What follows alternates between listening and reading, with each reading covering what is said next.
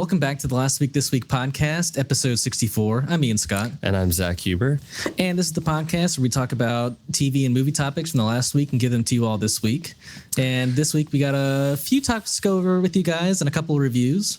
Yeah, we are going to talk about the possible addition of Jason Momoa in as Lobo in the Supergirl movie, Woman of Tomorrow. Been rumored for a couple of years now. Yeah. Mm-hmm. We are going to talk about the trailer for the Watchmen Chapter 1 animated movie that is coming out soon. We're also going to talk about the first 35 minutes of Deadpool and Wolverine.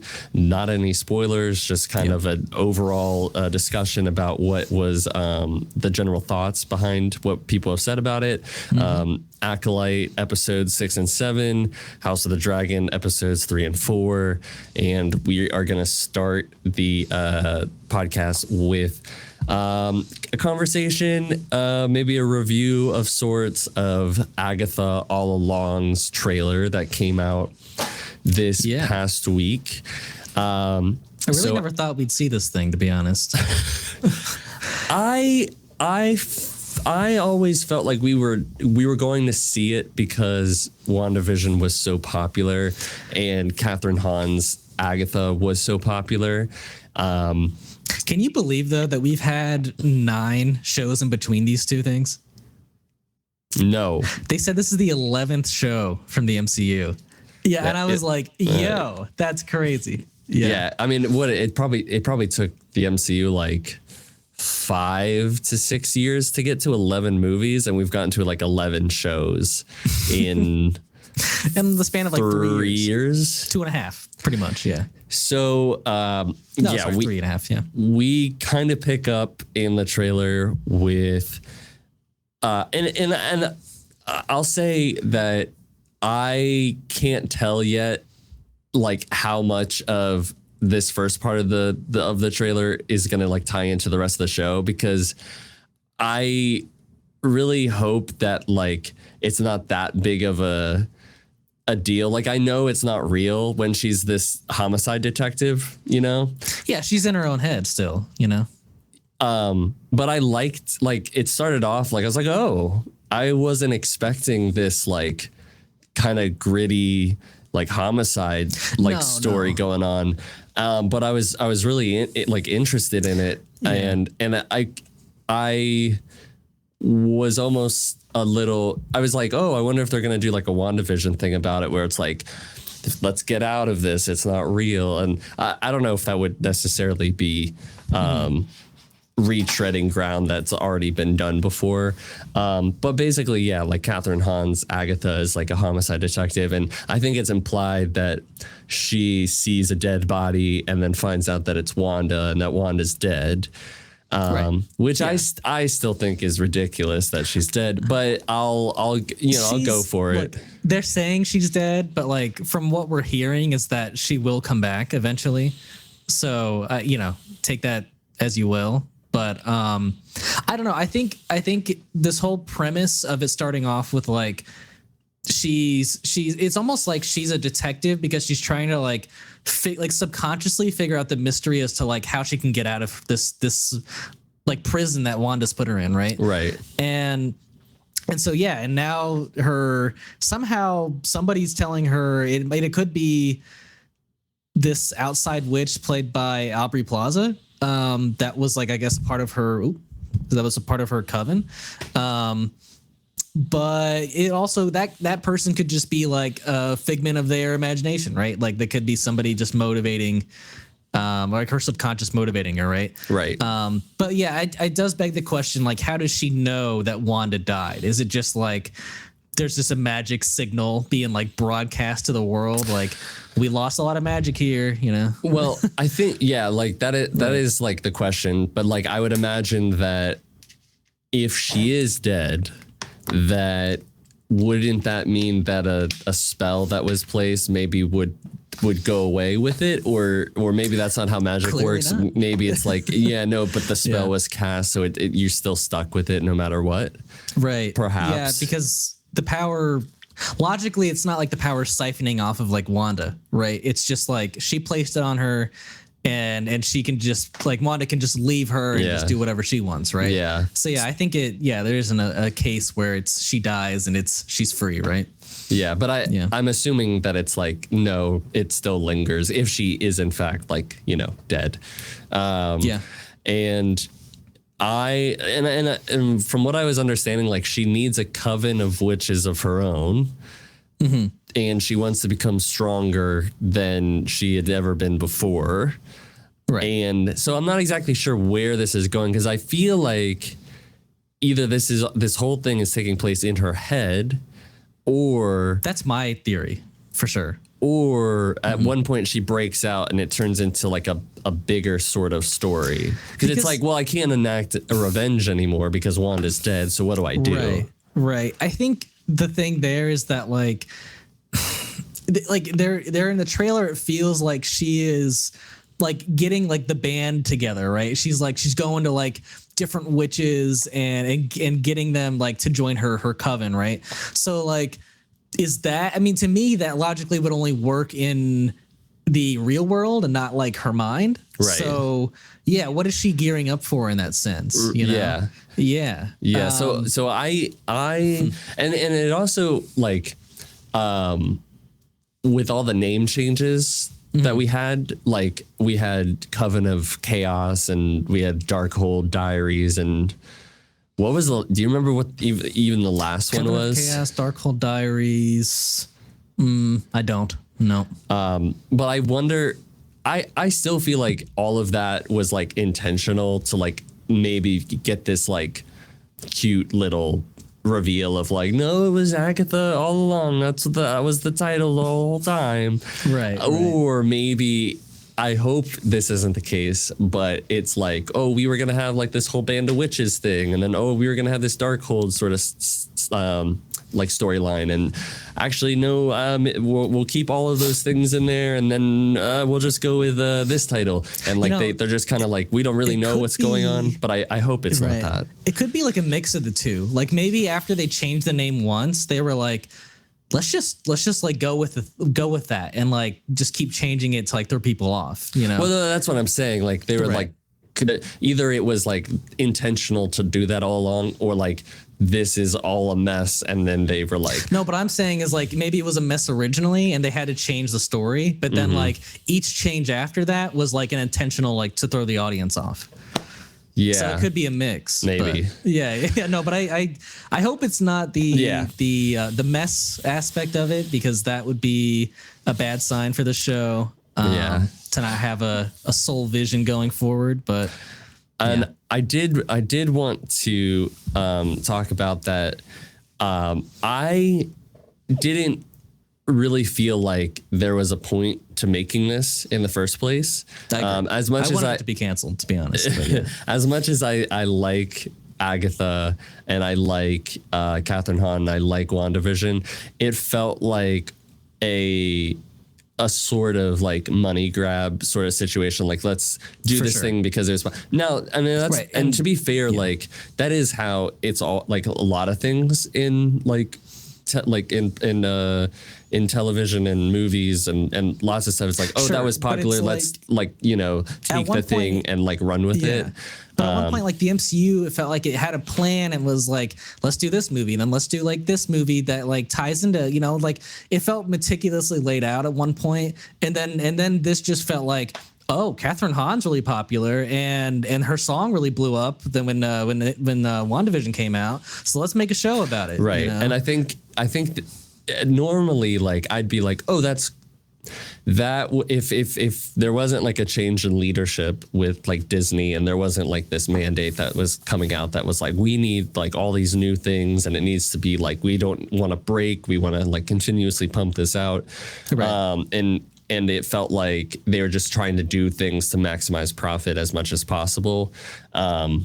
If that hadn't happened, I would have been like, oh, that's really like cool that they're gonna instead of having a meticulous plan, they're gonna try and be like, well, if people really seem to like this character, so like, why don't we give it a shot, right? But anyways, all that to say, I didn't think that I wasn't particularly excited, but after watching the trailer, I'm not gonna say that like I'm like amped up, like, oh my God, this looks amazing. But I do think that it does actually look pretty good.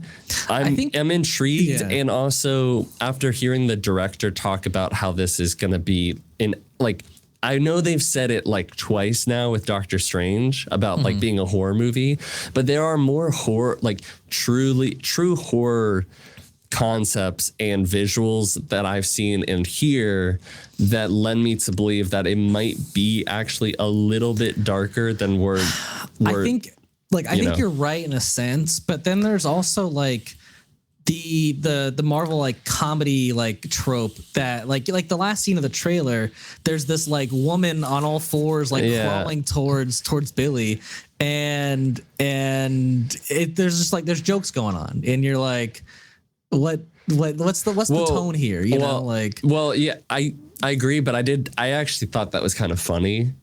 Well, yeah, but it's like you're saying like horror vibes, and you're no, but like you can do both. Like I think Jordan Peele, out of anybody, is an example of you can have comedy in horror and it still be scary, you know. But to me, it felt like this comedy like took all of the scariness out of that scene, you know, like of somebody like being like totally petrified and like walking on all fours in a gross ass way, like but like that could have been intimidating, but especially in the MCU.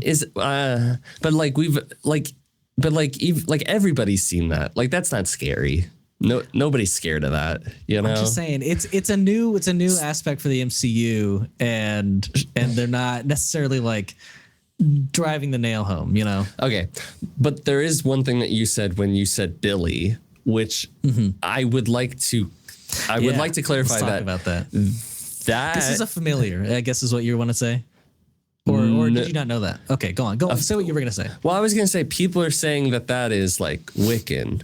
People are saying, oh, that's Wiccan. That's it's supposed to be. Yes, we're saying that is one of Wanda's kids. Right. I have searched the internet. I cannot find anybody who has confirmed that is like who that character is. I guess. Okay. So it sounds like a bunch of people are just like they're like, oh my, like, we think it's this person, which like it would be cool, but right. I probably shouldn't give my sources as Wikipedia, but the Wikipedia that I read, with where like the cast was listed and whatnot, he like the actor was listed as Billy, and he was listed as a familiar for Agatha, meaning that he's not like a real being, and that it's like somebody to like kind of keep him grounded and help him like magically help Agatha magically and whatnot. So. Sure, and like maybe, but here's the thing, and like yes, that could absolutely be what's happening. That is one of Wanda's kids in a weird sort of way. That is one of her kids. Yeah. But also, just because his name is Billy does not mean that he's that Billy. You know what I mean? Sure. That's fair. Like because that's his name. This Billy looks and acts nothing like the Billy we saw in WandaVision 3 years ago. Right. And to be fair, like it's not like everybody who grows up acts like how they were as little kids. But it's been 3 years, is all I'm saying. You know, like it hasn't been that long. I don't know. So I just want to say I saw all these comparisons of Billy then and Billy now, and I was like, nobody has confirmed that that's who he is playing. So like as much as I think people would like to have Wiccan and I forget what his brother's name, like his superhero name is. But like, nobody's confirmed it. So I'm not holding the show up to that expectation. Right. Anybody who holds the show up to that expectation is. If the character is a familiar, then it doesn't. I don't think it makes much sense for it to be many other people, you know. And like, who's this new kid that she has as a familiar? You know, I don't know. We'll find out. But I will say, I think what's like the most exciting about this, I think it's just the concept in a sense, and they kind of showed it a little bit, is that we're getting a real dive into like the world of witches in the MCU. Yeah. And I think, and I'm hoping the case is that like we're going to see a wide range of different magics, and hopefully those magics be somewhat explained. Because like I know one of the women that's a witch in this. I guess she's it's actress Patty LuPone, and she's going to be like a 450-year-old witch, like specializing in divination spells. And then I thought it was really surprising that did you notice that one of the witches in her like new coven is the wife of the boss in the first episode of WandaVision? Oh, I don't think I realized that. No. Yeah, she's gonna be a witch, and I'm like, she was just a normal person. So what's going on there? You know, like, which like I'm no idea. I'm all there. Like I'm for being like, wait, what's going on? As long as it logically ties up into something that's good. And you know, after all of this Star Wars that I've been watching, I feel tapped out from witches, but yeah, that's fair. But I do, and I for anybody who's like listened to the pod, I have said that I don't really love supernatural stuff in the MCU. It feels a bit out of place in a way. Yeah. But I'm hoping that this like bridges a gap. Yeah, because we've already had so much of it, you know.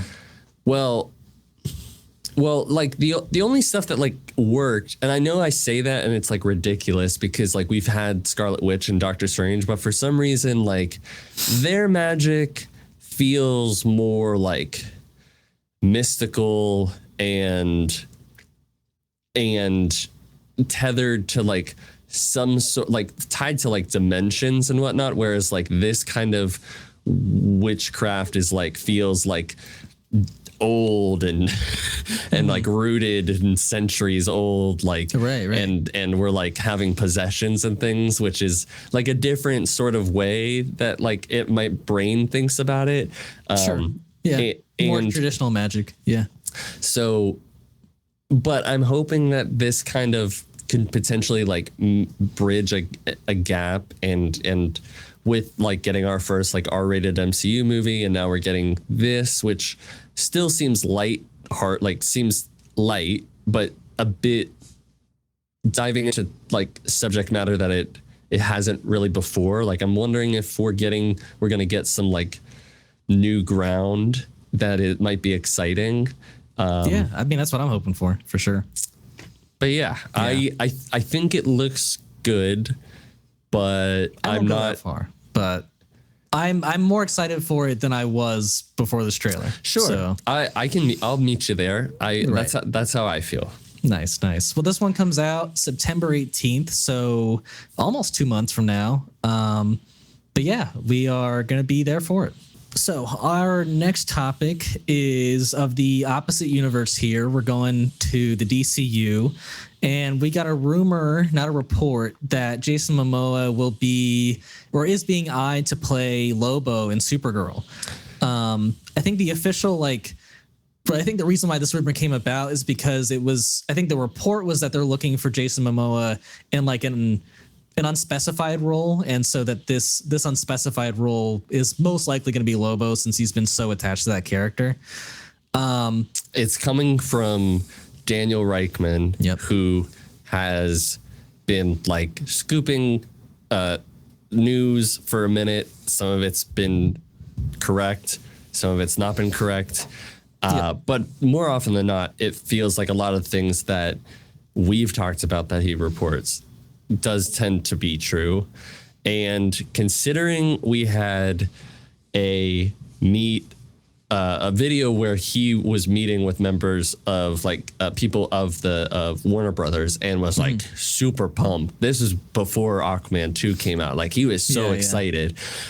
I don't think that was, I'm so excited I get to stay as Aquaman. I think that was, he's that was excited. Him fulfilling his lifelong dream of playing Lobo. Like he's loved that character since a kid, you know? He put that up as like his Mastodon account picture when people were going on that app, on that social media. And it's, to be honest, like, I do believe that this is true. I think that if you put Lobo in the Supergirl movie, you have a really nice contrast between Millie Alcock's, like, she's supposed to be a lot more brutal or, you know, darker than I think the traditional Supergirl is. And who else is like, Lobo needs to be up against somebody who's like strong enough to take him, which, like, to be fair, is a lot of people, but like, but hasn't he been like most closely linked to like being Superman's kind of foe? Right. And like, even Superman like has a hard time fighting him. Nice. So I think the idea of having him in here would be a nice addition. Obviously, Jason Momoa is great, but I think it makes sense. They're both from space. This is most likely going to take place in outer space for a somewhat significant amount of the movie, I would imagine. Yeah. And I also learned that originally the Woman of Tomorrow comic that this is drawing inspiration from was originally pitched as a Supergirl and Lobo, like, what would you call that? Like dual, a buddy cop, sort of like True Grit, you know? Okay. Like, so they would be like Lobo allies that are not wanting to work together, or like, I think like Lobo would be like the old, like the Ranger, and then Supergirl would be like the girl he has to take somewhere. Interesting. But they changed that to not have Lobo in the comic at all. Right. So that's funny because I had a theory about how he could fit in, because I thought he would be more of a antagonist than a protagonist. But like, I still think he would be antagonist. Like, I think in True Grit, like, he still is like an antagonist to the girl that he's taking somewhere. Like, he's doing a job. Right. You know what I mean? So, but yeah, no, I think like if I was reading the beginning of like what the comic Woman of Tomorrow would be, and so like the main villain in that is Creme, and Creme, like, and so creme de la creme. So how it starts is that this girl is like, she comes to her because like Creme has killed her family or her mother, and she's like, can you please like help me get vengeance for Creme killing, you know, my family?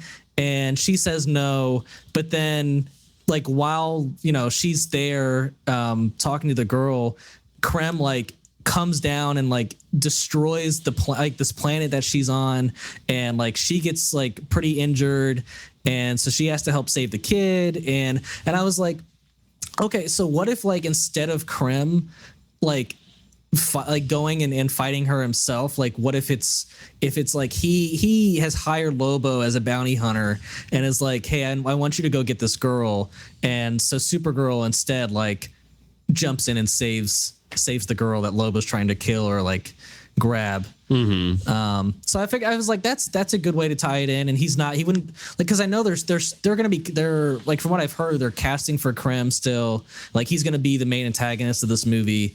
And they gotta change the name though. They gotta change the name. Creme. It's Krem. Creme. It's Creme, dude. It's I mean, cringe. Is That's Lobo what it is. Like that great of a name? I mean, Lobo's better than Creme. I'll give you it's a little better. Yeah. But no, I think it's a cool concept. I'm down to see Lobo in it if he's integrated in a cool way. But yeah, I don't know. What are you feeling about that? I don't know. I just, what I think is that I believe this, and I'm 99.9% sure that this is like that meeting took place like a year and a half ago, maybe. And yeah, probably. And you would imagine that he would probably be having meetings about something that is somewhat soon coming up, you know, like, and considering the 4 movies that we are like slated to that are up next to get, like, no, I mean, this one makes the most sense for sure. Yeah, like is he going to be in the Authority? He could, but it seems like doesn't really feel like a good fit. Right. This is the one that makes like feels the most natural to put in. You can introduce him early on and then have him be a key player in this universe going forward. Right. So I think I'm in agreement with you. I think this is for sure gonna happen, and I'm happy for him, and I'm happy to see this character and see an epic fight between Supergirl and Lobo. And I mean, that's gotta happen. That's gotta happen. It's gotta happen. Yeah. But that would be so cool too if this was like a mostly space movie. Like I would love that for the second movie. And I love the fact that like the comic starts off as she's in space. Like I don't know. That's just I love that kind of stuff. So yeah. I think that's what's gonna happen. I think it's mostly gonna be a space movie. Yeah, for sure. Well, I think that's all we had to say on that. And I know we want to talk about our favorite trailer ever from DC. Ever. Yeah. So this one is we discussed a recent teaser for this one a few weeks ago, but this is the full trailer for Watchmen Chapter 1 that's going to be releasing, I think, in August. August 27th. Oh, well, on IMDb it says August 13th. Okay, well, it's either the 13th or the 27th. I'm gonna say who it's the cares? 13th. Who cares? Yeah. But yeah, so we get a lot of iconic scenes from the comic and the movie in this. We do. I will say, here's the thing. I think Rorschach's voice has grown on me since the last trailer. I still don't think it's perfect, but it's better than what I thought it was. And like when I look at the voice casting on this, Titus Welliver plays Rorschach. I know he voiced Carmine Falcone in Long Halloween. He's been in a lot of stuff, and I generally like him. We have Katie Sackhoff. Yep, playing. We have Troy Baker as Ozymandias. Yeah. We all know Troy Baker, right? For you guys who don't know, he's voiced Joel in The Last of Us, and he voiced Sam Drake in Uncharted, and a ton of other roles. And like Phil Lamar, who's like voiceover like royalty at this point. So like there is and there's other names that I don't know as well. But like there should be, when I look at this list, like okay, it looks decent, and it's not like big names like you get with like some animated projects nowadays. So I was like, okay, well, hopefully this will be people who like are really good at voice acting and exactly. I mean, there was a couple of guys who like did only voice work, which I was so happy with. Let's not get every A-list actor in here. And I think like my first impression is, get upset at the voice actors. I'm more upset about whoever was in charge of directing them in what to do because my biggest thing with this trailer, I actually when I step back and if I was to just watch this visually with no sound on, I'd be like, you know what, like I could get behind this animation. Like it's not my like on the surface, still not my favorite looking thing in animation. But like I could get behind it, especially like if people were selling me on what's like happening. I could get behind it. I think that's where we differ. But yeah, go on. The voice acting in this is terrible. I absolutely okay. So whose voice acting did you hate? I absolutely hate the voice of the comedian. Me too. I was like, could we have just hired Jeffrey Dean Morgan back?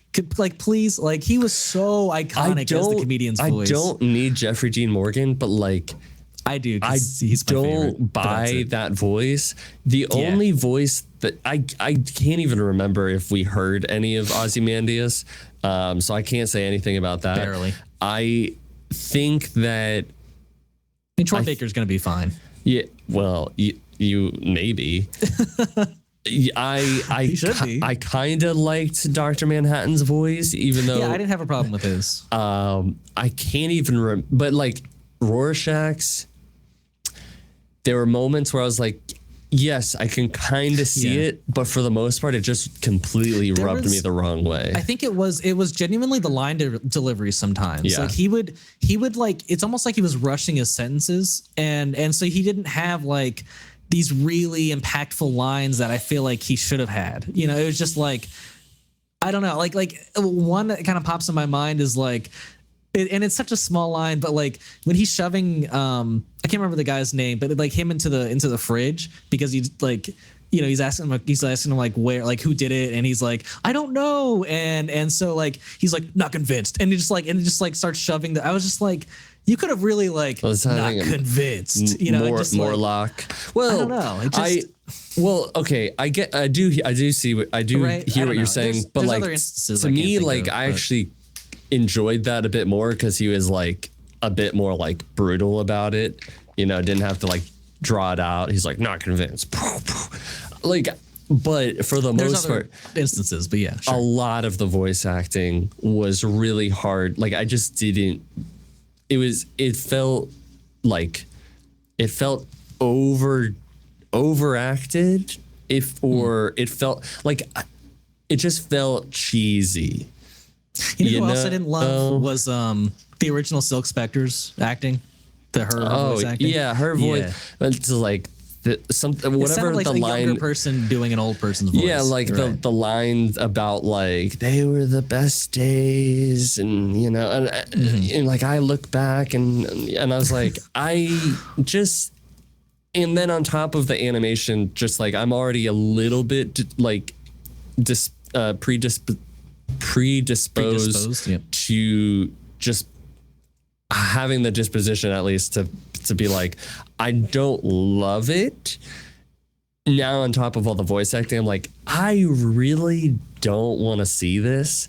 But because it's the only adaptation since Zack Snyder's, I'm like, okay, this is an hour and 23 minutes.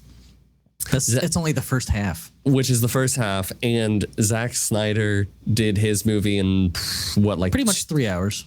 Yeah, with the director's cut. Yeah. And the thing that I'm like, there's things in it that I'm like, I think we're gonna get to see things that we didn't get to see that are more true to the comic, but considering also the runtime, I'm like, are we? Because I think feels the biggest sign of that is that like the when they released the voice cast, Captain Metropolis was one of the main characters, and to me, like what I remember about reading the comics was that he was a bigger player, like a way bigger player than he was in the movie. Yeah. So I think that's a good sign. I mean, he's not that big of a player though. No, but he's like in the movie he wasn't like really mentioned at all. Right. You know, and so I was a little disappointed in that. But yeah. But like there's lots of things that I was like, oh, we might be able to see like an instance of this, and I feel like I'm basically just gonna get an animated version of Zack Snyder's Watchmen. I think, there's still gonna be some stuff that's cut out, and I just think they're gonna stay more in the lines of like what the comic was and not branch out, which I think will appease the comic purists for sure. It just, I don't know. I just think. Like, I want to talk about the animation because it's just so atrocious at some points. Like the last two scenes of this trailer like piss me off so much, and it's like one of them was Dr. Manhattan blowing the guy's head up. The way it exploded, the blood, like nothing felt gritty enough to me. Like it just felt everything was just so polished and clean. Yeah. And then like and also like the physics of like how people move. Yes, I was just gonna say, like Rorschach at like the last scene when he's running through the hallway and jumping. I was like, this looks so like it's so smooth, and it's not like a good smooth. It's like if I were in a video game watching something smooth. You know, it's just like it's really not doing it for me. Yeah. And I'm with you, man. Like if I didn't need to watch this, I probably wouldn't. So. I guess I don't really need to be honest. So no, we don't need to. But I'm morbidly curious. Sure. Yeah, I'm curious. I also like they did the same thing with The Dark Knight Returns, where they're like, we're gonna break it up into 2 movies. And I'm like, this feels so unnecessary, doesn't it? I'm like, why? Right. Why do we need to break it up Just into two? Like, make it a 3-hour movie. yeah, like a 3-hour animated movie. Like, why do we have to have an hour and 23 movie to tell one half of the story? Like that's not even a feature length, you know, like isn't 90 minutes feature length? 90 minutes is technically feature length. Yes. Yeah, so it's not even 90. So I'm like, why are we going to break this up? Like, I don't like it. Yeah. But whatever. A lot of bad decisions, I think, from this one. I'm mostly just really surprised at how bad it looks. Yeah, and this was supposed to be their like next step forward in animation. And you're like, I was like, I don't know, dog. I don't know. And also, please stop with these DC animated like cover art for the movie. Dude, here's the thing. The poster looks great. No, it doesn't. No, dude, here's the thing. If the movie looked like the poster, wouldn't that be better? Yeah, it would be better. It would be better, but like I'm just tired of. I'm just comparing it to the movie, but like I don't know. I was far more impressed with the poster than I was the trailer. It's just like this is the same art style that they do for every DC animated project. It all kind of looks like that, and I'm like, can we move away and like do something a bit more original most of the time? Because it all has this similar art style, and also like. The only time that the Watchmen would ever like I think what in a group like this, I think right? I think like part of the reason I also hate it is because they would never do that. They would never look like that. What they should have done is gone back to like their 70s era when they were together. Yes. Right. Not when they were like all split up. Yeah. Because like what are you gonna do for chapter 2? You're going to try to make them all like be in an action scene together? It's not what that movie is. That's not what the story is. Maybe you have, I think you would have to like, I don't know. I genuinely don't know what they do at this point because they should have just done 2 retro posters, but now they're not going to do that. So yeah. We'll see. We'll see about this one. Yeah. It's a little shaky for sure. But yeah, now we have a much more exciting topic I think we want to talk about. So the first 35 minutes were shown off for the new Wolverine and Deadpool Wolverine movie. And a select amount of people got to watch these first 35 minutes and they reported on it. And we're here to talk about it. Yeah, so one of the people that was able to see it was IGN's Matt Purslow, and he basically is saying that Deadpool and Wolverine is going to quote unquote reignite the MCU, and he kind of goes into talking about it. There won't be any spoilers. He doesn't spoil anything, but basically just goes into saying. It handled the transition into the MCU like very well. You completely buy it. There's things that just within the first 35 minutes that due to the nature of like variants with the TVA that you get to see things that people have waited like decades for to see on screen, which is saying a lot. And this is in the first 35 minutes. Yeah. And also not to mention that Sean Levy has said like we struggle to find things like 9 minutes of things to show you because we don't want to spoil things. This is the most amount of things that we've ever like had like secrets for a project before put into this movie. There's things that are gonna be making your head explode. So definitely like you're the director but you're hyping it up a lot, and also like Kevin Feige is pretty much saying the same thing. Yeah. Basically going on to talk about how not only is the movie kind of acknowledging the state of the MCU, but like how this is going to be a movie that is also going to like save the MCU, and how that might be a turning point for comic book movies in general, as like this is a commentary on like what is actively happening, because they're actively acknowledging what's going on, and this is just playing into the plot of the outside world, but also in the movie. Right.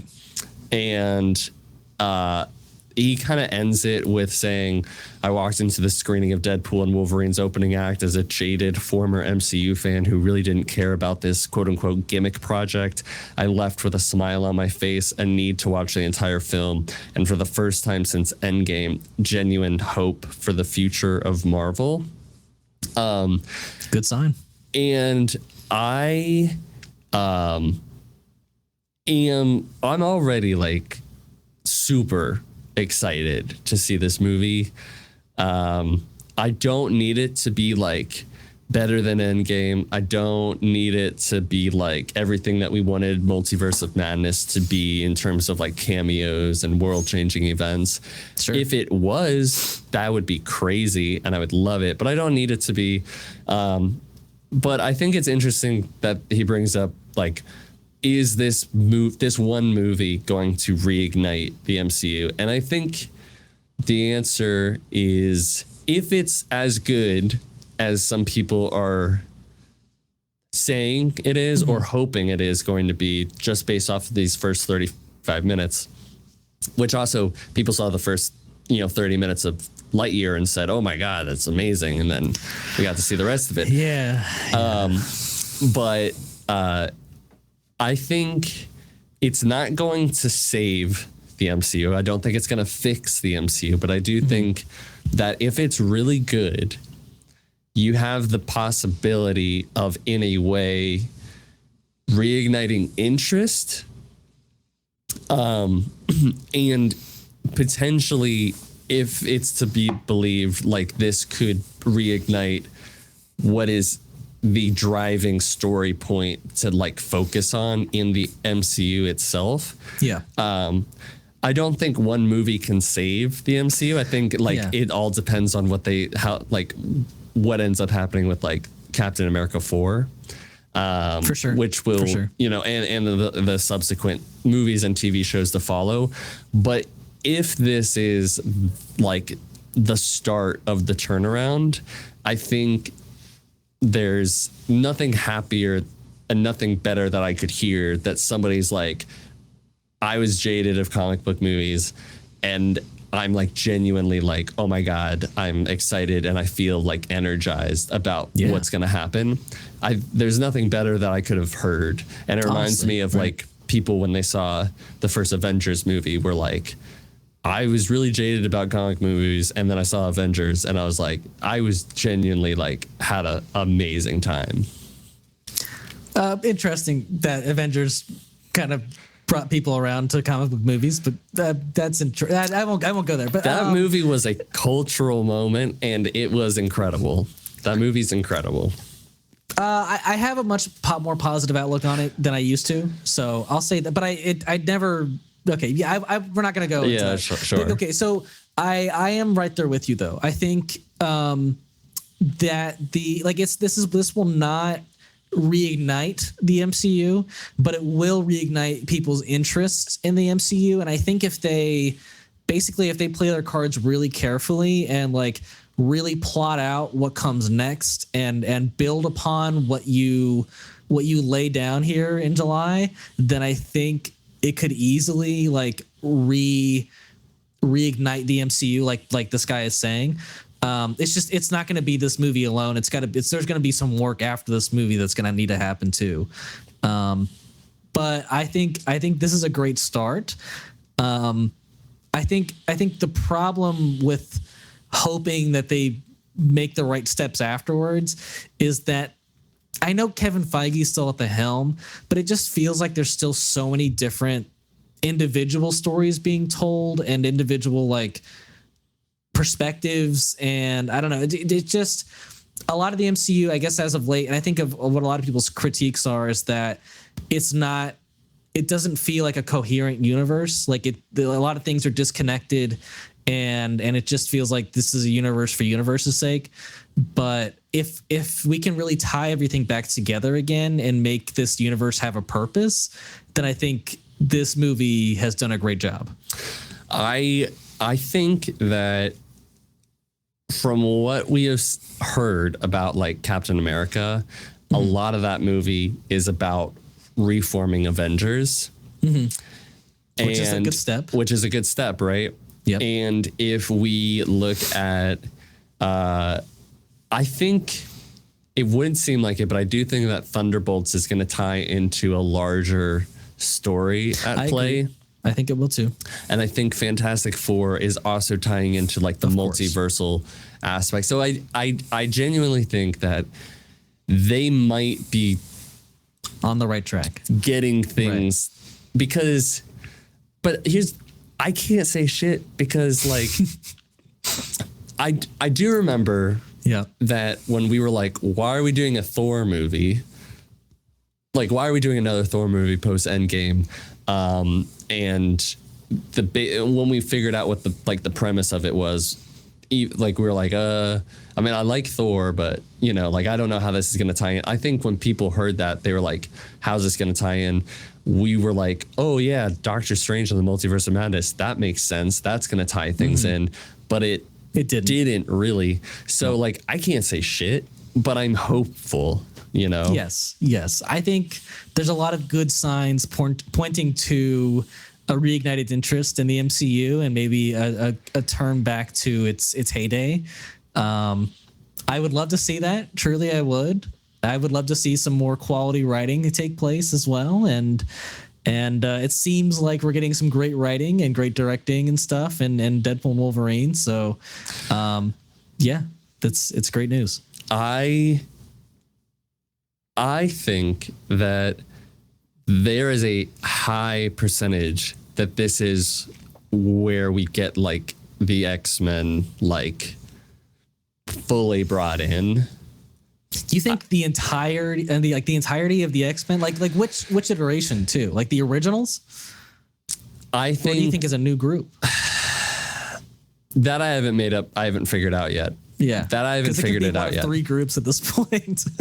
Oh well, because if there was the original or the reboot or another reboot, is what I'm saying. I would say like they're not going to have the James McAvoy like Michael Fassbender. That is the least likely as the ones to like stick around. I think right. But it's possible. I mean, because Michael Fassbender and James McAvoy did kill it. To be honest, like they were great. Sure, yeah. But like I think that you'd probably want to keep with like Patrick Stewart and Ian McKellen. And I also think that people are like dying to see James Marsden as like a really good depiction, a true Cyclops. Cyclops. Now, I think the problem is that with Patrick Stewart and Ian McKellen, they are raising up there in age. Like Ian McKellen said, I'm only going to return for like Hunt for Gollum if I'm alive. So Jesus Christ. Right. So I'm like, maybe it's not the best idea to bring those guys back. I think they need to like bring in a fresh new bunch. I just don't know if that's happening after this or if it's happening after like an Avengers movie. I think it might be this one. My prediction is that it would be like a new group would come after Secret Wars, but I just don't think that Hugh Jackman's sticking around after this one. It almost sounds like he is though. From things I've heard, because he said he has said in the past, like back when he was doing Logan, like I'm getting old, I can't keep doing this like I used to. But he's had a completely different turnaround for this. I'm just saying he's had an incredibly positive experience with this, and one he's like said this is the most, I think, exciting, like or maybe the most excited he's ever been to play Wolverine, and he's making another movie. He's making another movie with Ryan, with Ryan Reynolds. That's not even superhero related. So I'm like, I think he wants to stay around these people, and I think he loves this character. So I wouldn't be surprised if we get another appearance. I just don't think we're gonna get another like mainline movie with him in it. Like where he's like a main character. Yeah, perhaps. Yeah.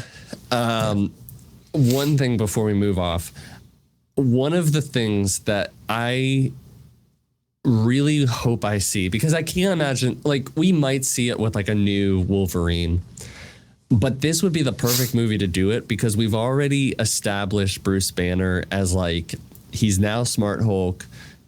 I don't know the next time that we're going to get back to him being like a raging Hulk in a multiversal setting where we could run into variants. Yeah. And this is a very angry Wolverine. Mm-hmm.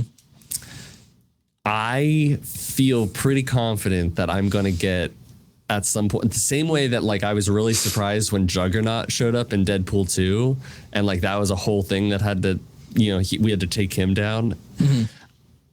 I am somewhat, I'm feeling pretty confident that we're going to get a Hulk versus Wolverine fight. I'm feeling that too. And there was some, I guess, kind of discussions online about why that was the case.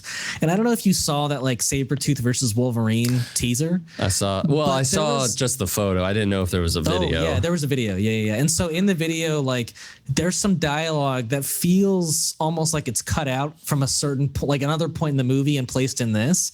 And I think like the line was something like, "This is the fight people have waited for decades," or it was something like that to effect. And I'm like, we haven't been waiting decades for Sabretooth versus Wolverine. Like this maybe feels like maybe it's more Wolverine versus Hulk. That would be pretty it'd be amazing. Awesome. I would love that, especially if it was like Ed Norton Hulk. That'd be pretty cool.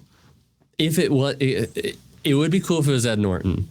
Yeah. But what if it was Eric Bana's Hulk? I wouldn't hate it, but I definitely didn't like that movie growing up. But I liked him as like Bruce Banner, like Hulk. Like the other one was like way too muscular. You know what I mean? That's fair. And Mark Ruffalo kind of brought it back to him not being muscular. Yeah. I mean, he was still muscular, but he would like Mark Ruffalo? Mark Ruffalo, like, yeah, his Hulk is muscular. I guess no. I thought Ed Norton is like super like veiny and like yeah. That's what I was. Yeah, like Bruce Banner, like Ed Norton's definitely the most muscular Bruce Banner for sure. Oh yeah. I guess I meant more like his Hulk looks all like veiny and like. Yeah. You know. True. But that's fair. But I don't mind that Hulk design at all. I think it's one of my favorites, to be honest. But yeah. It's all exciting. I'm very excited. This comes out in like 2 weeks or something like that, like a week and a half. Yeah, like 2 weeks. That's crazy. I can't believe we're this close. Time has flown. Yeah. And hopefully we get to see this one together. That'd be great. Yeah.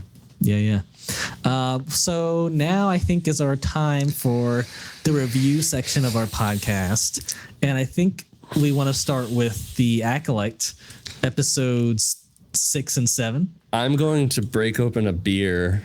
Okay. To deal with this one. I need to. Yeah, I don't blame you. All right. This is how I'm going to deal. This is how I'm going to deal with talking about these 2 episodes. Okay. So yeah, we don't usually say this at this point anymore, but spoilers, of course, for these if reviews. If you even care about at this point. So I will say, I think I like episode 7 more than 6. I think, even though I don't think episode 7 was good either. No, 7. Okay, yeah. 7 is much better than 6. Okay, 6 was and I'm stealing this from somebody, a Sith thirst trap of an episode. Yeah, and was. Like, if you're not gonna get in the water with me, then I'd like to get out. Dude, I'd like to put on my clothes. I haven't fell asleep to like a TV show, let alone a Star Wars TV show yet until this episode, like episode 6. Like I was like, oh my God, it was really this is a episode. Nothing episode. This is yeah. I know there was things happening, but God damn it, it was boring. So we'll start from the beginning of episode 6 here. We get Osha waking up in a cave and in her sister's clothes. She follows Kamir to this water thing, and like obviously Kamir knows that like she's there. Like I don't know, it just seemed obvious to me because like he's a powerful Sith guy. Yeah. And so yeah, he knew. I guess I'm starting to get tired of like the Jedi in a sense that they just, no matter what, they're just like, he doesn't have a weapon. I'm not going to kill him. Like, and he even brings it up. He's like, I just killed your friends hours ago, and now you won't strike me down when I'm defenseless. It's just like, I'm like, yeah, what are you doing? Like, he's an awful person. Like, take him out. I don't know. Soul did the same thing last episode, and it pissed me off. And that was like minutes after somebody, was slaughtered. Whatever. So, Soul. So then we jump to Soul. Yeah, that is like a stupid thing about the Jedi that I understand the concept, but like even in like real life, like if somebody is like actively killing people and then they put down their gun, you don't go like, all right, I won't shoot you now. Like, I don't know, man. I don't know. It's a little. It's just like this self-righteous bullshit, that I'm just like they'll never attack a defenseless person, and I'm like, okay, but he just slaughtered like 6 people. Yeah. So then we jump to Soul. He can't communicate with Coruscant because his communicator is out of whack or something. I don't know. And he does have like the actor, obviously I like him as an actor in the show. Like he has some good moments in his like reflection of like what just happened and whatnot. But then we get like Basil. He finds out and like tries to get Pip and try and stop May, but he was pretty useless. But like, do you even think, like, my whole thing was, I feel like Soul should know that was May all along, but I couldn't tell if it was like, oh yeah, now I found out at the very end. I'm like, but you should just know. Yeah, I think there are logical excuses you can make for like Soul not realizing. Like, I think he is overcome with grief at the moment for his fallen Jedi, and I think his mind at that moment was probably clouded from all of the events that happened. That's going to be my excuse for it. But yeah, I do think like when he asks her about Pip, like he's catching on at that point. I think that's like the first time. Why did you change your droid's settings? Right. And so then she's like, oh, he knows, and then runs and he blasts her. Right. But yeah, and then we also get Vernestra's point of view in this episode, and her really annoying Padawan called Mog, which is a horrible name, and he tells her about the message he got from Soul and that his entire team was wiped out, and she's like, okay, I need to go personally. Yeah, and they go there. Yeah, they go there. They go there, and they find the bodies. They're able to, it took a whole episode in a specialized tracker and Kamir, who knew the forest well, to get to this place.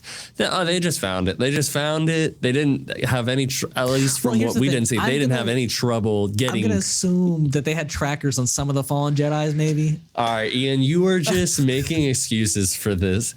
But logically, I don't know. Sure. Yeah, I am. Because they're not showing any of that. They're not showing any of that. No, they're not. And I'm having to fill in. You're having to fill in the gaps for it. Uh-huh. And he goes, "What do you think happened here? What do you fucking think?" And then he can sense the battle that happened. He can sense it, and then he goes, "I think it might have been Soul. Where the fuck did that come from? Where is that conflict coming from?" I think the only reason to think that is because they sensed it was one person fighting all these people, and Soul was the only person who came out of that alive, right?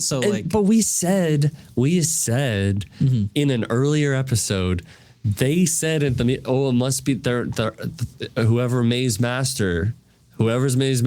Why wouldn't you just think that?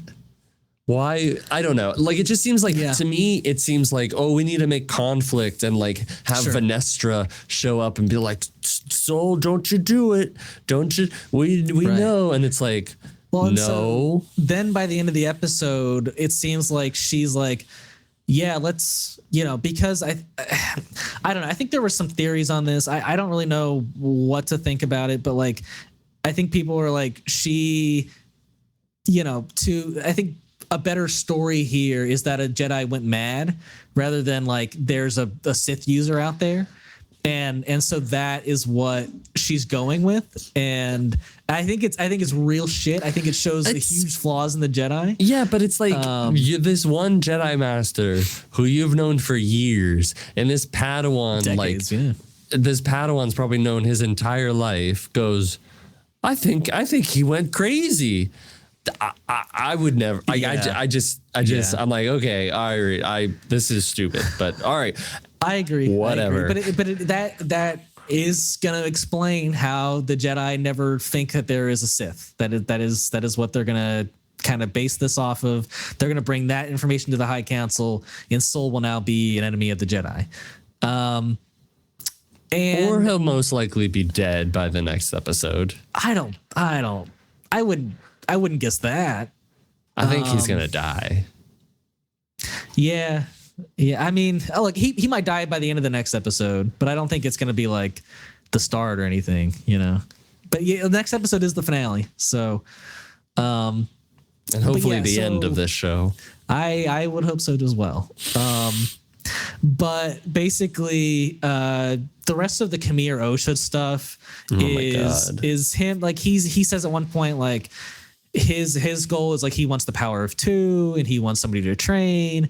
And he's like, you can reach your potential with the dark side, and she's like, I don't want to use the dark side, and she almost kills him with a lightsaber, but she doesn't give in because that would be the dark side. And yeah, so that's all that. Nothing happens, and she could have escaped the whole time. No. And there was like a steamy, like, ooh, he's naked, and now he's getting out of the water, and we're building this, like, you know, this like potential love.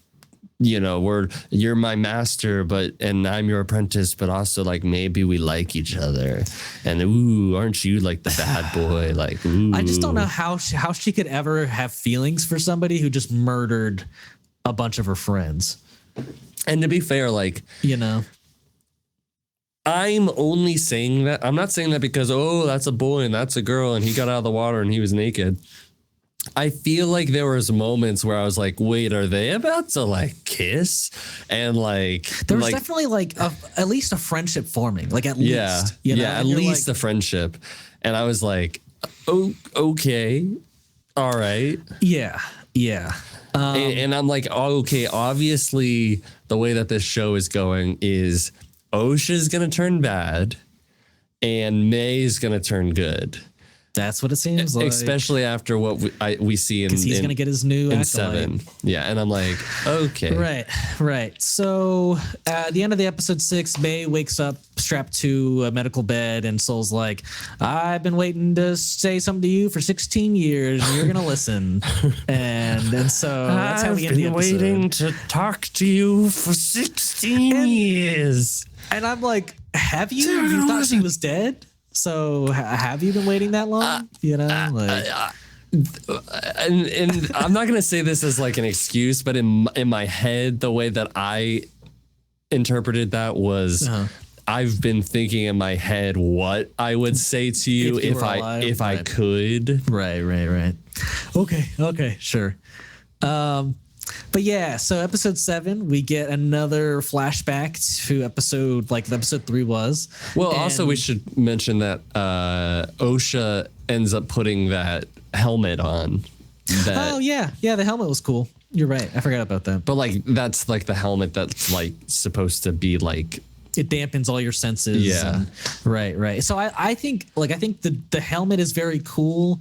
They even I think they explain what the helmet is made out of. Yeah, it's that material I was talking to you about where from Legends. Yeah. They even name it, but I think people are like, how is he able to weld on it? You know, because I think in the books like that it's from, they said it couldn't be welded on. So but you know, they can change Legends, I guess, because it's not really there.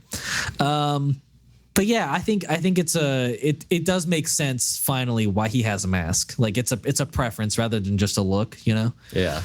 But yeah, so let me go to episode 7. Again, this is the Jedi's point of view from episode 3. They're looking for a virgins that somehow brought this planet back to life. Which I kind of like like that a the lot. concept. Yeah, I do like the concept. Like I'll give the show like, yeah, it's way more science fiction than like what Star Wars ever typically goes into. Right. But I liked it. Yeah, for sure. And I think I guess before I go any further, the highlight of this episode for me was Torben and Indara. Oh yeah. Torben was amazing. Like, acting wise, his story throughout it. I think he only made like one decision. I was like, huh? Well, that's it. We're just gonna go get the girls. Yeah, I was like, why are you so desperate? Like, you're on a peaceful planet. You're doing nothing for 7 weeks. Well, why are you so desperate to leave? Because he's fucking like, ugh, I'm wasting my time. What are we doing? But he just asked. I want to go home. If I knew this was something important, and then they're like, yeah, it's incredibly important, and he's like, ugh, I'm just like, what, huh? Yeah, all right, fair enough. Yeah. So, and then Indara, her being like, I don't know, she had so many moments with Torben that was just like, she's a great master. And I love that. I've always loved the relationship of showing a master and a Padawan, and they nailed it again. They like that. That was the one thing this episode did right. They nailed that. Now, where it starts to go off the rails here is that go on. They go to this planet. Nothing like whenever we've been in Star Wars so far. People go to planets all the time and are like, oh, this is where the city is. And there's, I can tell that there are people living here and blah, blah, blah. There's never been like this notion that they went to this fucking planet and didn't know that there were people living there the entire time that they were there. Like that I was like, don't tell me that they think that this planet is completely uninhabited, because their intel, though, what they were saying was that like before they got there, this was a completely destroyed planet. So they had no information of the new planet that had formed. They don't have sensors that detect life on the planet. Yeah, they probably should. Yeah, that's a good point. I've just never heard of a Star Wars anything where they go to a planet and weren't immediately able to find out where the bases of like where to land their ship and where life forms are reading on a planet like that. I'm just like, okay, whatever. Sure. Whatever. Yeah, I didn't even think about that. It's a good one. But yeah, mine is when Soul finds the girls that were in the forest from episode 3, and he follows them and he finds their base. And instead of like logically just turning around at that point because he knows where the base is, he climbs and breaks in. And I'm like, what are you doing? Like, you have no reason to do any of this. But then it was only he was snooping. It was purely so that he could go and tell Indara that he's like, there's children and there's some ritual that might happen tonight or like soon and they might be in danger. Like he needed to see all of that to like have the urgency of the story to go forward. Right. I don't know. It felt forced for sure. But then,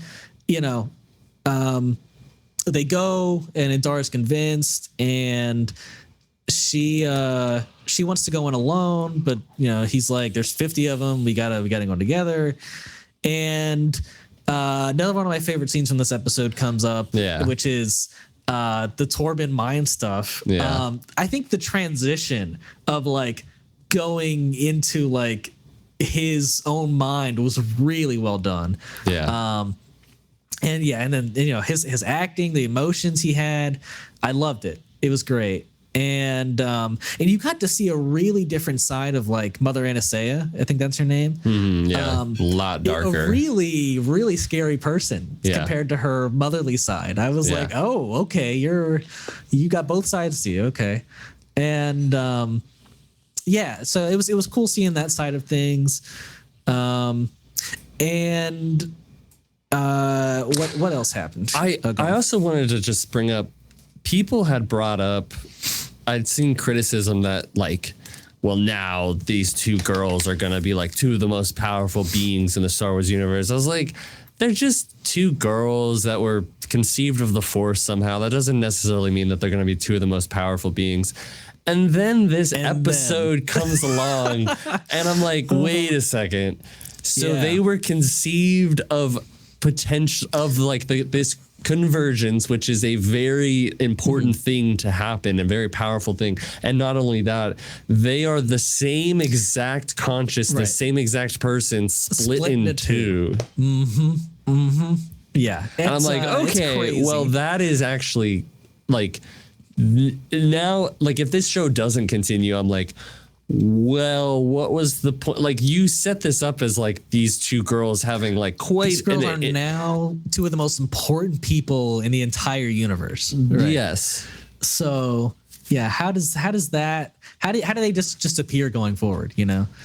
But yeah, so I guess I'll go back to the story here. So next day, yeah, well, I just want to bring this up because it really kind of struck a nerve with me. Really rubbed grinded my gears. But basically, like, remember how like Indara was very insistent that like we need to talk to the council, right? Like we need to have their input. Right. And so we finally get their input after they test May and Osha, and she's like, the Jedi said no, we don't, we're not going to bring them. They said we've already interfered too much, which is like immediately goes against what Kimir is saying, that the Jedi Council is saying, nah, leave these Force users alone. You leave their kids alone. We don't want anything to do with them. Just stick to your objective. And I'm like, so you don't want to control people who aren't using the Force in your way. That's interesting. That kind of contradicts a lot of things that have been said in the show. So I don't know. That just I wish they were more maybe kind of like on the side of like, let's bring them back. But that would not give Sol the motivation to then do what he does. So, which, by the way, like he is like Indara, who, by the way, like the actress that plays her is Carrie-Anne Moss. Yes, Carrie-Anne Moss, doing a great job. That's the most that I've liked of Indara like thus far. Like I really like her. This was her shining episode for sure. And they have that conflict where he's like, it's not that I have attachment, and he clearly does. But it's like, but like, yeah, like I agree. Like she's totally in the right. He clearly does, but there is a bit of me that's like, maybe it's still like a bit of just like I really want to protect the girls, because I think he does. Yeah, he is worried about them, like genuinely. I think. Yeah. I don't doubt that. But yeah, so they go. So I guess we'll go back to where Torben shot off his speeder and went to the base because he heard the girls are the virgins. We can get them and go home. And so Sol goes after him. Almost seems like he goes after him like as a ruse to be like, oh, I'm gonna go stop him. But he's going to join him in a sense, you know? Yeah. And so those two walk in, they break into the temple, the castle, whatever they have, and for some reason I don't even know how to, like, if somebody was to ask me like, so how did the conflict start? I'd be like, there was like, it's so confusing, dude. It was so confusing. It was really confusing. Okay, I'm glad you feel that way, because when I watched it, I was like, did I miss something? Like, why did the thing happen? So, I'm more on the side of Sol, so I'm gonna break it down for everybody here. So May accidentally now starts a fire. She didn't mean to start this fire. She just accidentally did it, and now the whole thing. So now she's feeling like, oh, we should feel sympathetic towards her. She didn't actually want to start this thing. She was just really upset. So then she runs down to get her moms to help put out this fire, right? She comes down, says, "Mama, help!" And then for some reason, both of the mothers go into full like, I'm gonna fight right now. And so like the Darth Maul woman, like she like is about to like strike Sol or whatever, and then the Mother Anastasia just goes into this crazy mist form, and at that point I genuinely don't blame Sol for what he did, like at all. Like she was clearly a threat. She could have done anything to me at this point. I'm gonna protect myself and stab. I don't blame him at all for what he did. And then both of them after that won't fight. Torben is just blocking arrows. Yeah. Soul won't strike. And so you're like, so the Jedi are still kind of in the right here. And then all of the witches that are left take control of Kalnaka's mind. And by the way, excuse me? I'm sorry. You are, what are we on, 7? Uh-huh. You are 3 to 4 episodes too late to give me this Wookiee fight. And even then, sorry. He was still the most minor character in this entire episode. Yeah. Like, I don't know how you don't make him more important when you're focusing on the 4 Jedi of this story. Like what is going on? If I wanted to like the Wookiee fight, I really did. I wanted my experience seeing a Wookiee Jedi with a lightsaber, as and you could feel his strength. I'll give it that. Yeah. But no, I was dead inside. I was like, fuck you. You could have given this to me like episodes ago, and I agree. You show it to me now. And he's not even really Kalnaka. Kalnaka. Right. So the way this ends is that Indara pops out of nowhere, does some crazy cool moves, and it for some reason is able to be more powerful as one person against an entire coven of witches. Okay. Well, what did she do? Oh, Remember, she did something to his mind. Right. She pushed them out of his mind. I don't know exactly what he did or what she did, but like every single witch was like holding hands and controlling Kalnaka. And then when she pushed them out of his mind, they all just died. Yeah, I was like, they died, right? Well, yeah, they just died. I was like, how? So every single death that occurred was a self-defense maneuver from the Jedi. So I'm like, what did they do wrong? Like the only thing they ever did wrong was go there in the first place. Like that is their only crime. Like genuinely. Yeah, I think if I was Soul though, I'd feel bad because because what happens at the end? We haven't even discussed that. Well, there's that, and then there's like maybe he realized that he reacted too quickly and shouldn't have stabbed the mom. I understand, but like, because she said I was going to let her go. I feel you, but like, how was he supposed to know when she did that scary ass maneuver that's what she was going to do? But if you're him, like let's say like you stabbed this woman and like she was like, I was just gonna let him go. But you killed them. Like you wouldn't feel bad and tormented about it this whole time. I'd feel a little bad, obviously, but like you gotta like do something else besides turn into like a scary mist. Like that was, I genuinely can't blame Soul for stabbing like also, at all. 100%. By the way, I know like we've talked about like people can do whatever they like. The Force can look different, but like again. Turning into like this mist. I was like, insane. It was a cool effect, but it was insane. I'll say like it looked cool, but I was like, what?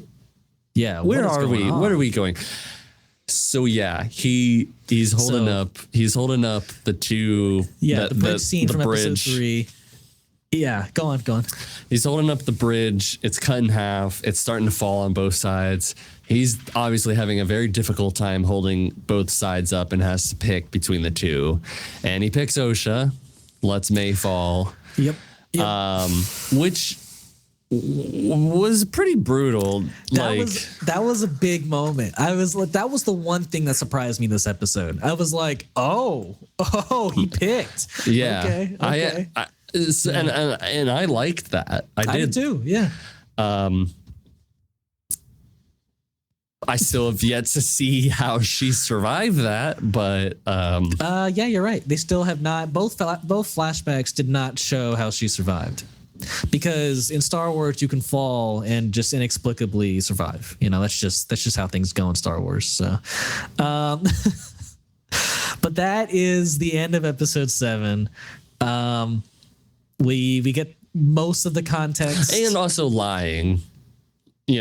they're not going to tell the actual truth to the Jedi Council about what happened. They're just going to because for OSHA's sake, and also like lie to OSHA.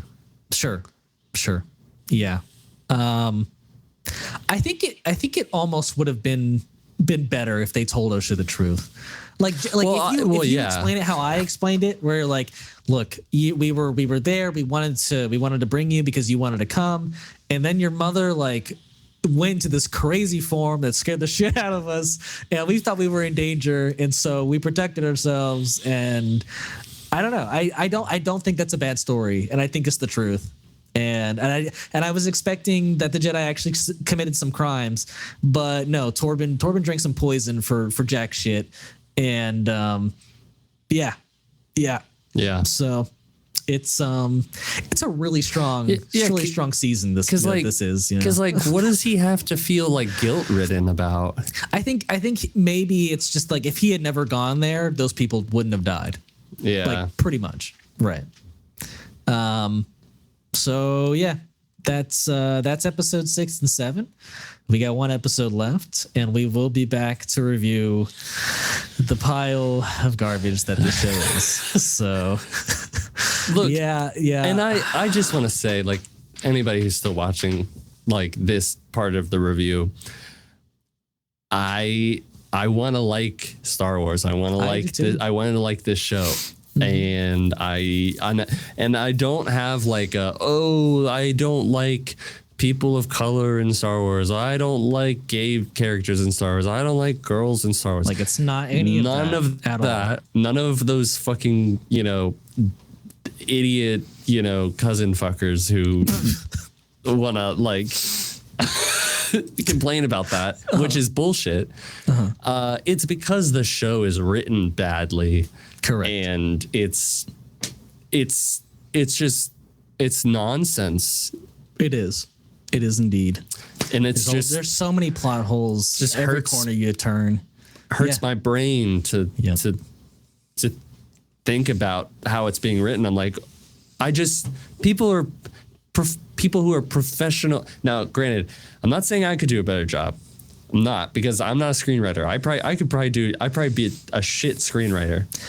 But I think I could lay out a better layout of a plan for a season than this was. I'm just genuinely shocked that a company like Disney and like a legacy IP like Star Wars and people that and pretty great actors and like the person who was in charge of Russian Doll were like, yeah, this is our script.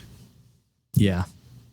I mean, it's your point. Like, I love the actors for Sol, Torben, and Indara. Like, all three of them have killed it for me. Like, they are the reason why I'm still watching the show. And I would even say that, like, and Jackie was great. Jackie was amazing. I love Jackie, but she hasn't been here for a couple episodes now, unfortunately. And I would even say if Kamir was acted differently, because I'm really getting tired of like, yeah, I'm Sith, and do you want to like crush some Miller Lights with me? Like, yeah. I could even like Kamir a little bit, but the acting is a bit. The only time I've liked his acting was in episode 5 when he was like truly a villain. Right? Yeah. I was like, oh, this is a good turn for the character. I guess you could call me Sith. I guess you can call me Darth Teeth. Yeah, but now he's full. He didn't say that though. The internet just made that up, right? The internet made it up. Yeah. Sorry. But yeah, that's our review. We got one more to go next week. I literally say like every single time I'm going to press it. Oh, I guess I'm just going to yell at the TV for 30 minutes. Yeah. Probably it's going to happen next time too. But yes, now let's move on to a much better show in House of the Dragon, episodes 3 and 4. really great episodes, and episode 4 is amazing. It's an incredible one. So excited to talk about these two. I think we should just start off with By the way, first thing here. spoilers. Yeah, Spoilers. Huge spoilers. I'm not doing the whole. Oh, what are your impressions? Right. Yeah. For sure. But I loved with us starting off at the Battle of the Old Mill, I think it's called. Oh my God. Yeah, that was great. That we're seeing just like the small, like not even a small effect, like just the fact that the world is in a different state now is causing like clan, like, you know, like two different houses who have hated each other to finally battle, you know, like it's causing ripple effects everywhere. And I loved the cut of, like, I understand like people were maybe a little upset that we missed the battle, but I think almost the visual of what happened is more bodies powerful. on bodies on bodies on bodies. Yeah, exactly. By the way, it doesn't matter either way. But I thought at first, before like watching like after the show explanation, I thought that maybe that had happened, like that was like a cut to the future of what was going to happen. No. Well, actually, I think it wasn't even then. It was like literally scenes later where they're like talking about the two fighting at the council. They are. Yeah. And I was like, oh, okay, that wasn't a cut to the future. Okay. Yeah. But that was great, and for sure. And I forget. Episode 3 is a little bit more hazy for me because it's been like 2 weeks since it happened. But so I'll just share some like big things that happened in the episode.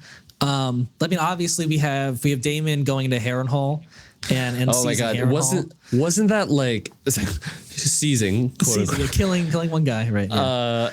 Did he even kill him? I thought he just knocked him out. I think he just knocked him out. Yeah. If there was ever like an RPG, like a truly like something that like somebody who's like a fantasy lover, like a medieval fantasy fan would love to see on screen. Is there nothing cooler than in torrential rain seeing Damon in his black dragon armor on top of a red dragon? Just like great. I was like, and then going down these steps, I was like, this is fucking sick. It was sick. I love the state of Harrenhal. He's got the coolest armor in all of Game of Thrones. I will say it makes Aegon's armor in episode 4 look really bad. I'll say that. But we'll get there. Maybe it just looks bad on the wearer. I will say there's just a couple of shots where I was like, the armor itself I didn't think looked like the most quality, and I think maybe from like a prop wise, you know, I was like but like for the most part Aegon's armor was fine. I kind of like I like the I mean he kind of looks like the Witch King a bit, like he's got a bit of like a Witch King vibe with it, but I do kind of like the headpiece and the spiky shoulders, I guess, on Aegon's armor. But but like I agree, like I mean it's not nearly as cool. Right. No. So he has kind of a peaceful takeover of Harrenhal, but he is tormented in the night by a vision or a dream of young Rhaenyra, and I loved having Billy Alcock back. That was amazing. Yeah.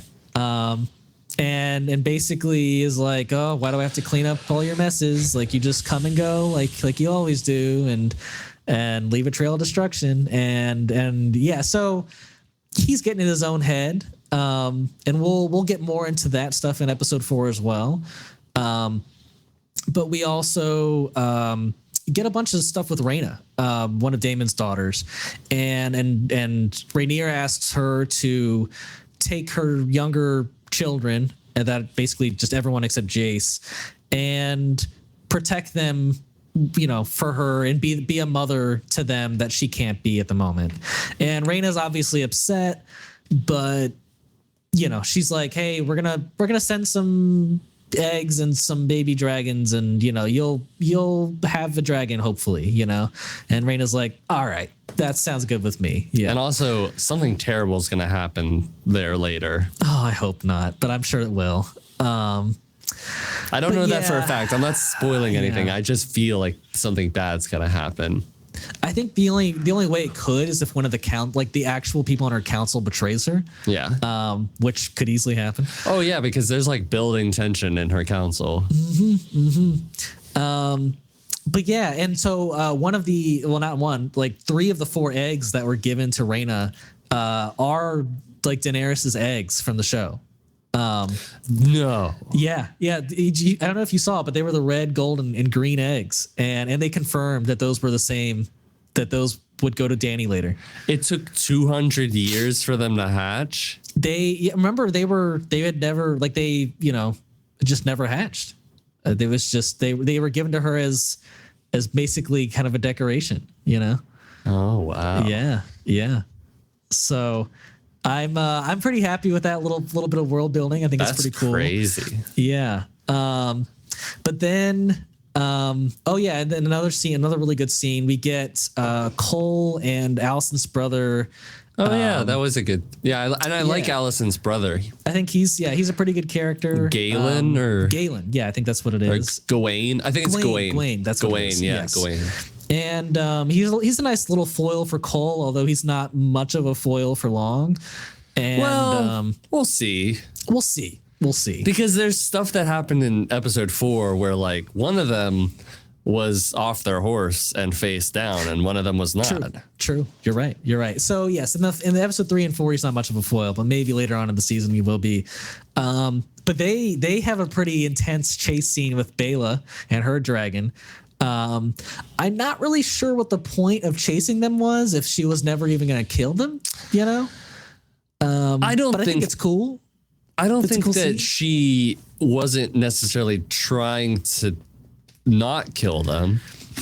But I think in the council scene after, what I remember is like your orders were not to interfere, I think she was angry. I think she was mad, and like she wanted to exude a little bit of frustration towards them, perhaps scare them a little bit. Yeah, I could see that. And knowing it's Cole, she's like, oh yeah, I'm getting this guy. But yeah, and then we have the biggest moment of that episode where when it was suggested, I want to go see Allison. I was like, oh wow. Okay, well, that's huge. I can't wait to see that in the next episode. You're like, nope. And then I was like, oh my God, they're doing it. Oh, yeah. And I was telling people like after I'd seen the episode that hadn't seen it yet, I was like, they do something that I never would have thought that they would have gotten to, like especially yes. And so when they first of all, I was so stressed out for her walking around King's Landing. Dude, crazy. I mean, and I think it's so brilliant because why would anyone look twice at a nun? At this religious woman who and most people don't recognize, like royalties' faces unless they're in the positions they're supposed to be in, right? And so I thought the plan was brilliant. I love the fact that she really just wanted peace with Allison. Yeah. And she didn't believe Allison until, about like her father naming Aegon about, king basically, until Allison insisted. And I love the conversation that followed and both of their realizations, and you get the clarification, like Rhaenyra clarifies to Allison that he was speaking of Aegon the Conqueror and his dream and a story that he told, and not Aegon II, his son. And so Allison, she knows now that she fucked up. She's like, well, people are in place and people want to go to war and we're not even fighting about the same things anymore. So it's over. Like we have no chance for peace and it's over. And which she's right. She's right, but she she could have been. I think Because like, what power have, does she hold? Sure, necessarily. She doesn't, but she could have called the guards. Like if she had walked away and then called the guards on Rhaenyra, she could have done that. But here's, well, yeah, yes. Right. And so I guess I want to bring that up because one, she doesn't do that because she realizes she's in the wrong. She realizes that she's fucked up. And now she is playing a part in this war that she doesn't really want to be in now, but knows that it has to go on just for necessity's sake. So, and then you have this beautiful, not really beautiful, but a really interesting scene with her daughter Helena afterwards. And I think it was that episode, wasn't it? Do you want to call that beautiful though? I said not beautiful, but interesting. Where like Helena's done some very interesting things like this season where it's almost like she's predicting the future. Well, she did that last season. She did that last season. What did she do last season? Well, she would say things and we were like, what the fuck? And then it would happen either later in that episode or later episodes like down the line. Like there would be kind of cryptid things that would come to pass. She did that in episode 2 with the rats. And like when Aegon was talking to her in the morning, she's like, I'm scared of the rats, you know? And so you're like, interesting. And so there you definitely get the feeling like she knows that Alicent could have stopped this. But she's like, you know what? I forgive you for what you've done. Well, it was either about that or it was about having sex with Cole. Which I genuinely don't think Helena gives a shit about, like at all.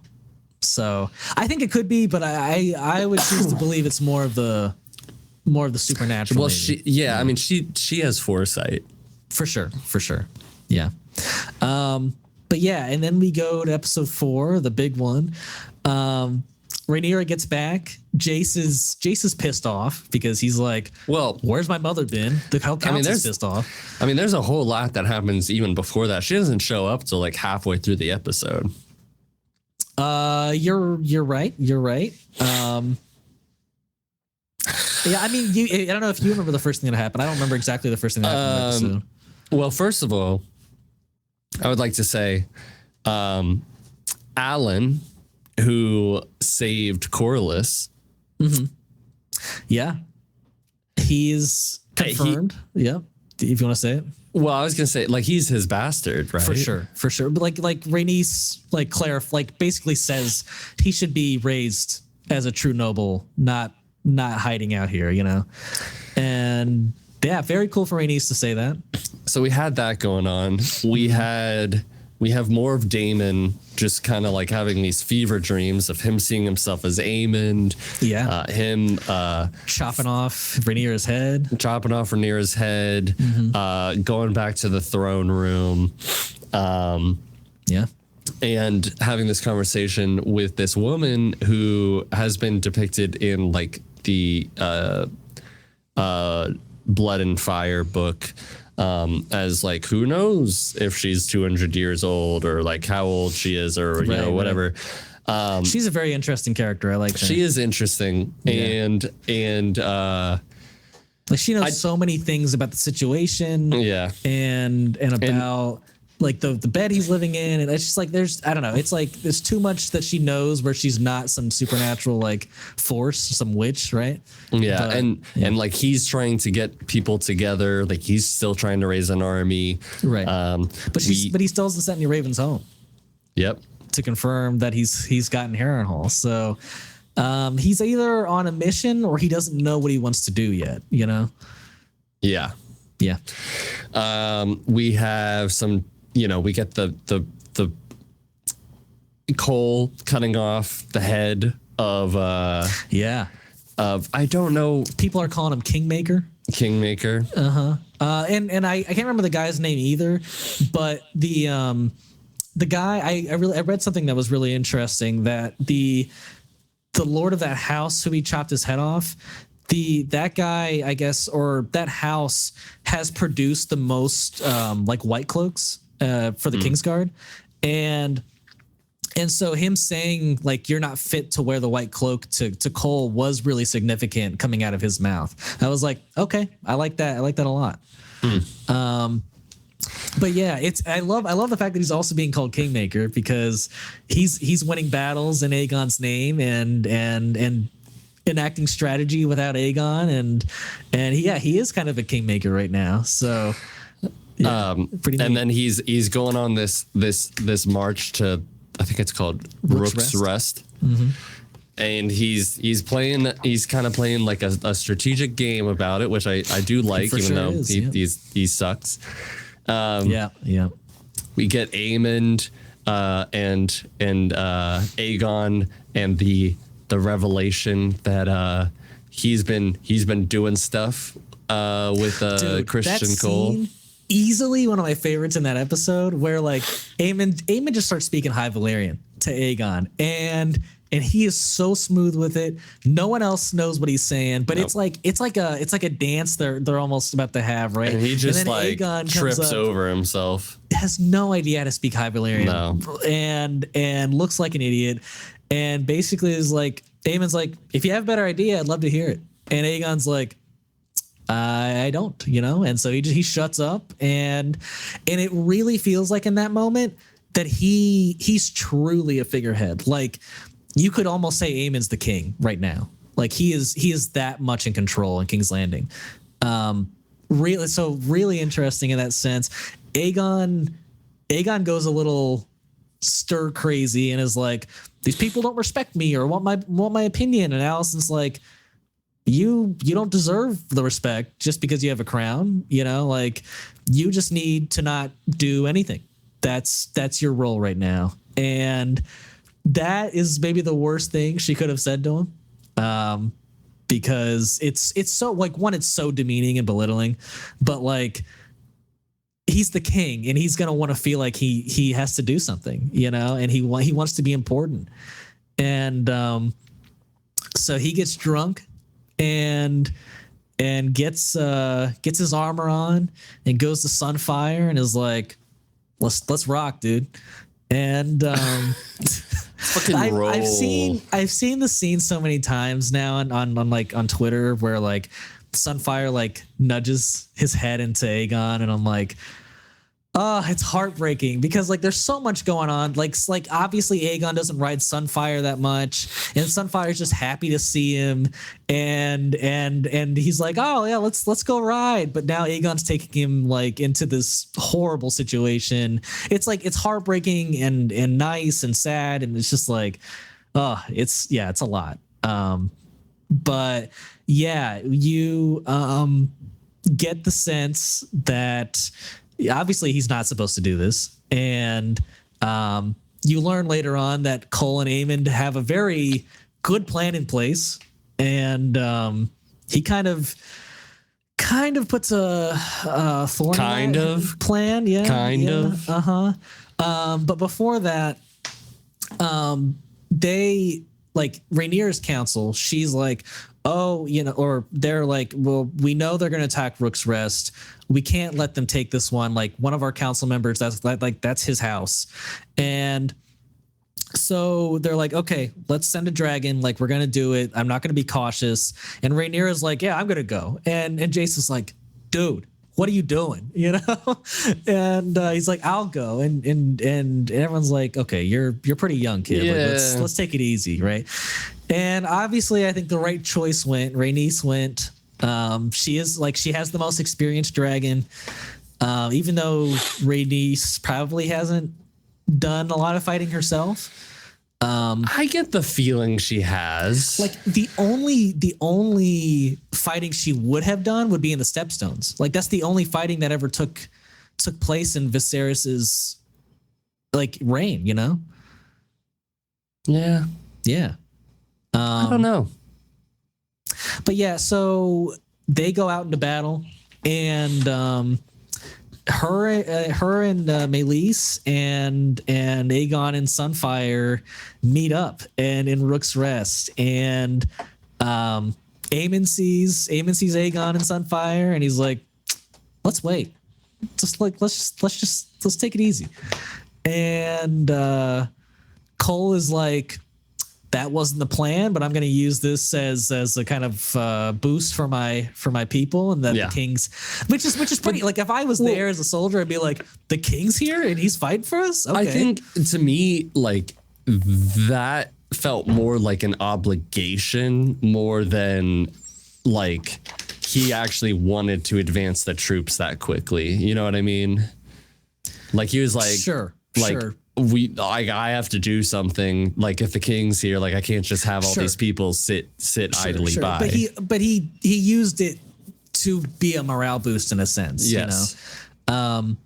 But yeah, so finally I will say, and it's not like it's felt like an incredibly long time. Maybe it has, but after 12 episodes, we finally get dragon fighting in House of the Dragon. Which, I mean, yes, we got a little bit of it in episode 10.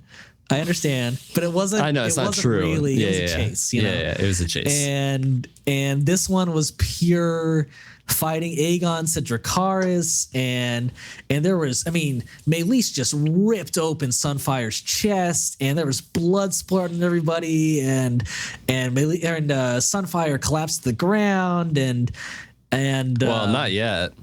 Well, he did like the first time when he got his claw, like when his chest ripped open, he went to the ground and then came back up. Oh, and then so they were fighting, and then Aemond and Vhagar come out of nowhere, and Aegon's like, "I'm saved, thank God," you know, like my brother's here, and not the case. Aemon's still a little mad. He's still a little mad from being embarrassed in episode 3. We didn't even mention that Aegon and his friends laughed at Aemond lying naked with his person. We didn't even talk about the fact that that guy at the bar.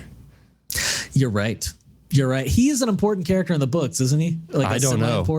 Yeah, so I've heard a little bit, not much, but like he claims to be a Targaryen. Yeah. I don't know what relation he has, but it's a very interesting. Like I think he was shown in episode like in the first season as well. I want to say I could be wrong about that. They also did bring back another character. I don't know if you noticed in that scene the bar like waitress.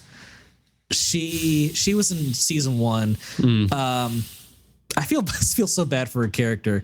Like she's now working and getting like harassed by people in this bar. But she was like working for she was like a king's like servant or whatever, and Aegon like sexually, you know, harassed her as well there. And I'm like, Jesus Christ, right? So she's having a terrible journey. But and weird to bring her back just for that. But so I don't know what's going to happen with that guy in the bar. I think something will come of that. Maybe in season 3. Maybe it doesn't have to be this season. I think it's neat though. Yeah. I think he'll get brought up again this season. Could be. But maybe not. I don't mind a little sprinkle, and we'll get it later on. Right. But yeah, so back to the gruesome dragon fighting.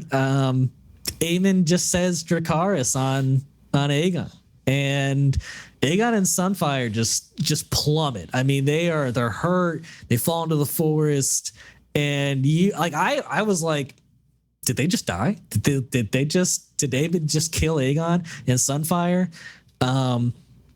But from that cloud of fire and confusion, somehow Vhagar and Aemond are able to like hide on the other side of Rook's Rest's castle, and you know, Rhaenys and Meleys have a chance to get out. And there's a really beautiful look that they give each other, and they're like, let's finish this thing, you know, like let's do what we came here for. And they turn around, and Vhagar and Aemond just strangle the life out of Meleys. That was a heartbreaking, like honestly, I had been waiting for so much dragon fighting, but when it finally came, it was heartbreaking. Like seeing these dragons get just like mauled in an instant was so sad. I didn't want to see it almost. I was like, this is great, but well, that's horrifying why at the same that's time. why like Rhaenys was like it was interesting having her go and be the one to volunteer, because she had been so much like, okay, like war, but like let's not bring dragons into this. Like that is something that like we really shouldn't do. But now it's time, you know? And then like you kind of see why, like all these soldiers just like ashed, and also like how terrible the dragon fighting is. A great point of view we got from Kristen, where he wakes up and he's like, and you just get the sense he feels insignificant, you know, like he's like everything, like he didn't realize like what planning around dragons would be like he was so naive to what it would be.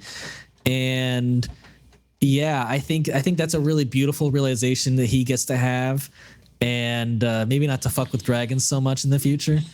But that was a really rough fight. Pretty much, you think at least 2 dragons have died. I don't think Aegon's died yet. I think if he's not dead, somebody is still ruling in his place, and that's most likely Aemond. I would predict that Aegon's still alive, but I don't know how he survived, to be honest. So probably pretty badly burned.